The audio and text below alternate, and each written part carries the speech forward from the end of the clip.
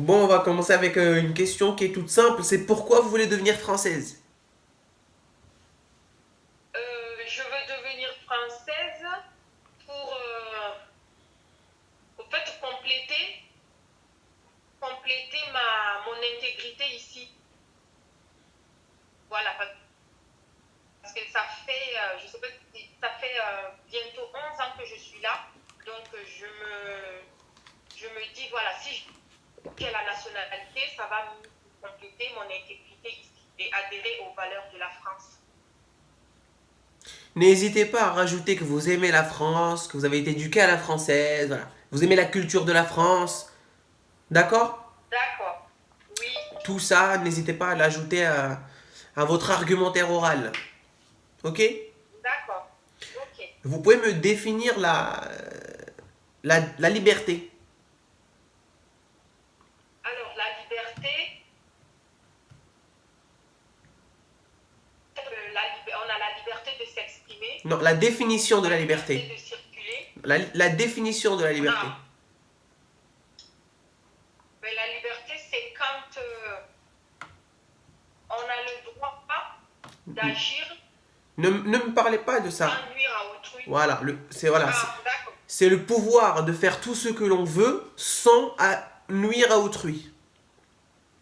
d'accord. Et vous parlez de votre liberté d'expression, liberté de circulation, si on vous demande des libertés. Par exemple, donnez-moi des exemples de liberté. Et là, du coup, en Et l'occurrence, la liberté, on peut parler de la liberté d'accord, d'association, la liberté d'opinion, la liberté de conscience, la liberté de propriété. Voilà, il y a tout ça, mais ce sont des exemples. Ce sont des exemples de liberté concrètes. La d'accord. réponse que vous devez apporter à l'agent, c'est la liberté, c'est de pouvoir agir tout en liberté, de faire ce qu'on veut sans nuire à autrui. Vous pouvez me donner la définition de la laïcité, s'il vous plaît? Oui, la laïcité, c'est la neutralité de l'État Mhm. euh, avec l'Église. Ça veut dire quoi, la neutralité de l'État? C'est-à-dire que l'État est neutre dans les actions de l'Église. L'État ne subventionne C'est aucune activité de que l'Église, vis-à-vis de l'Église, que vis-à-vis de l'Église. Il est neutre que vis-à-vis de l'Église. de toute religion. Voilà, ne donnez pas une religion exacte. C'est une neutralité religieuse. L'État se sépare de la religion, d'accord? Cette séparation s'articule par la D'accord. non-subvention du culte par l'État, Ok. d'accord? La laïcité, il y a également un autre pan de D'accord. la laïcité, c'est le fait de pouvoir pratiquer sa religion en toute liberté. Ou de ne pas pratiquer, on est D'accord. libre, on n'a pas une obligation d'adhérer à une religion, de croire en une religion.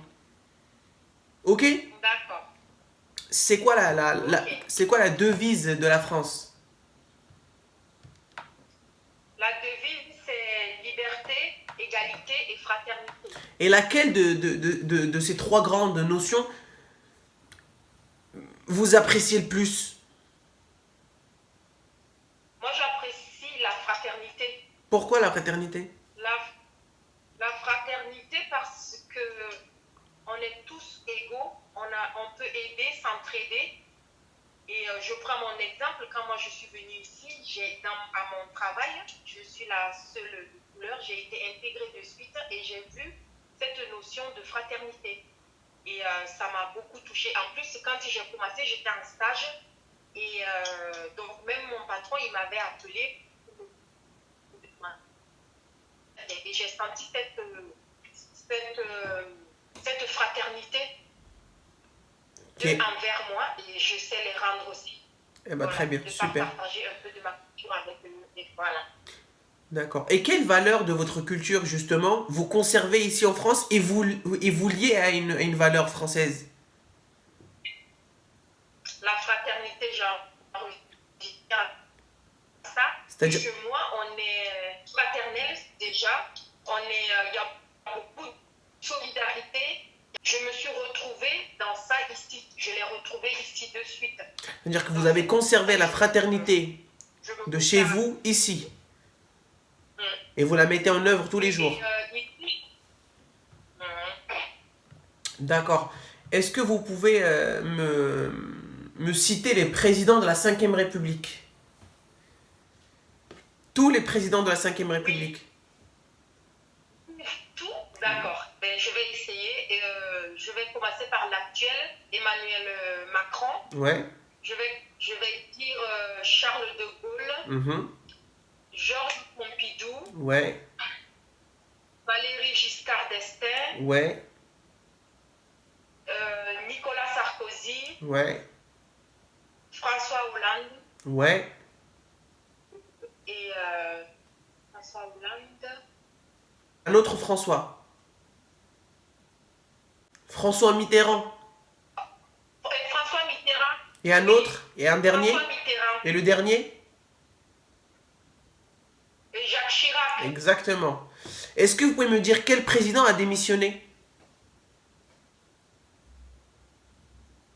Ça, je ne sais pas. C'est Charles de Gaulle. D'accord. Charles de Gaulle a démissionné en 69. Ah, ça, je ne savais pas. D'accord? D'accord, ok. Et il a démissionné et il a été remplacé par Alain Poher, qui était lui président du Sénat. Il a assuré l'intérim. Mais en tout cas, retenez que le seul président démissionnaire, c'est Charles de Gaulle dans la Ve République. D'accord, Ok? ok. En quelle année est décédé Georges Pompidou? Ça, je ne sais pas. Je sais pas, j'ai même pas. En 1974. Est-ce que vous savez pourquoi je vous dis ça? Parce qu'il est mort pendant qu'il était président. Il est mort pendant qu'il était président. Donc du coup, c'est encore le président du Sénat qui a assuré l'intérim. D'accord, Ok? ok. D'accord. Vous pouvez me donner la date de la Ve République? Oui,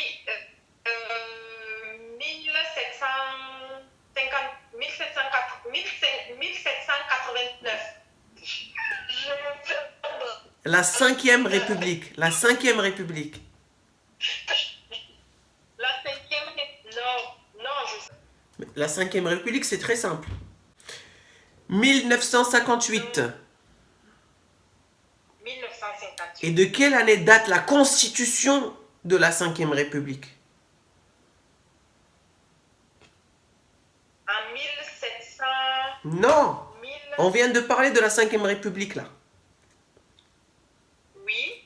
Quelle est de quelle date la constitution? C'est quoi l'année? C'est quoi le mois? C'est quoi le jour? De la constitution de la Ve République. Le 4 octobre 1958. Le 4 octobre. 1958. D'accord? Oui, les dates, il faut que je m'y mette. De quelle année date le traité de Lisbonne sur le fonctionnement de l'Union européenne? Vous n'avez pas d'idée? Non. De 2007. C'est le traité de fonctionnement de l'Union européenne. Il a été signé le 13 décembre 2007 à Lisbonne. D'accord. Ok? Ok. Voilà. Parce qu'avant, on a eu le traité de Maastricht et ensuite, on a eu le traité de Lisbonne qui est venu un peu transformer l'architecture institutionnelle de l'Union européenne. Mais souvenez-vous juste de l'année 2007. 2007, c'est très bien. Traité de Lisbonne 2007 sur le fonctionnement de l'Union européenne. C'est le dernier traité là qui est en vigueur. D'accord. Ok? Ok. Combien il y a de pays dans l'Union européenne? L'Union européenne compte 28 pays. Vous êtes sûr? Oui. 27 pays, parce qu'il y a l'Angleterre qui vient de sortir là. L'Angleterre vient de sortir. En parlant de ça, définissez-moi le Brexit. Le Brexit, c'est le. Ça a un lien avec l'économie, ça je sais, mais après je sais pas. Le Brexit, c'est la sortie de l'Angleterre de l'Union européenne. Ça s'appelle le Brexit. D'accord. Ok? Ça n'a rien à voir avec l'économie.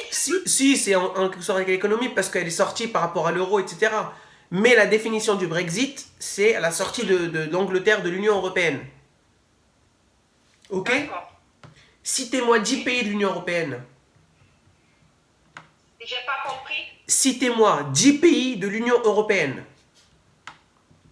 10 pays de l'Union européenne, la France, Ouais. l'Espagne, Oui. Portugal, Oui. Italie, Oui. l'Allemagne, Oui. j'en suis à combien là? 5. Et la Suisse, Non, la Suisse n'est pas dans l'Union européenne. la Pologne, J'ai pas entendu. la Belgique, Ouais, ça, oui, vous avez dit la Pologne, la Belgique, ok. la Pologne, la Belgique, j'ai dit Après, vous avez plus? Bah, vous avez l'Irlande, la Hongrie, la Grèce, la Lituanie, la Lettonie, le Danemark, la Croatie. D'accord. Ok? Est-ce que parce que nous sommes dans l'Union européenne, qu'on a forcément comme monnaie d'échange l'euro? Ou on a forcément comme monnaie nationale l'euro? Oui, Pourquoi? oui, parce que les pays, ils se sont réunis afin de partager une monnaie commune. C'était le but d'avoir une monnaie commune au sein de l'Union. Donc là, pour vous, tous les pays de l'Union européenne, ils ont la monnaie comme, ils ont l'euro comme monnaie. Oui. C'est faux. Ah, Il y a uniquement 19 pays qui ont la monnaie d'euro, qui ont l'euro comme monnaie. Et les pays qui font partie de cette zone d'euro, ça s'appelle la zone euro. Ce sont les pays qui participent, enfin, les pays qui sont signataires de cet accord d'utilisation de l'euro comme monnaie. Il y a 19 pays, dont la France. D'accord? Ce n'est pas parce qu'on est dans l'Union européenne qu'on va forcément avoir l'euro comme monnaie.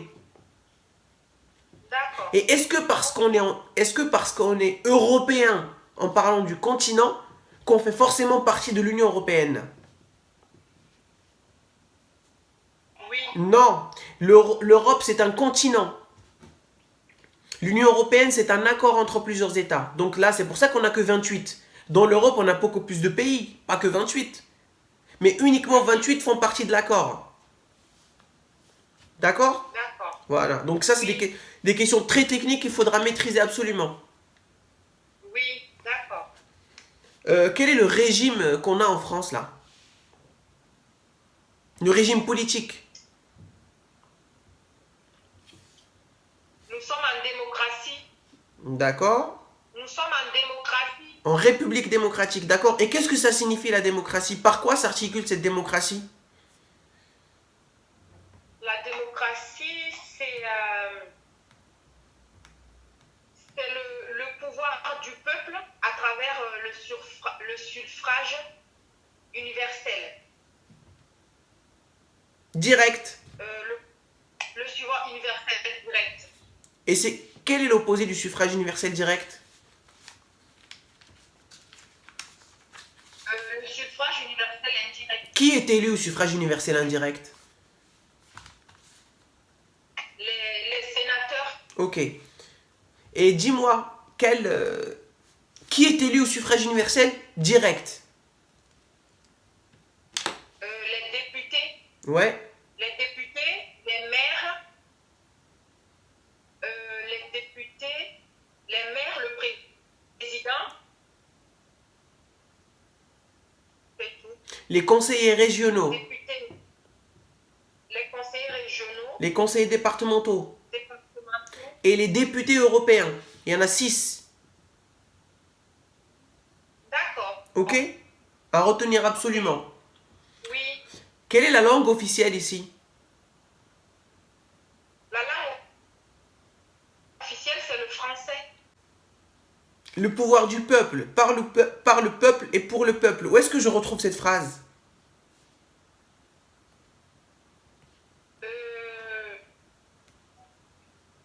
Dans la Constitution française.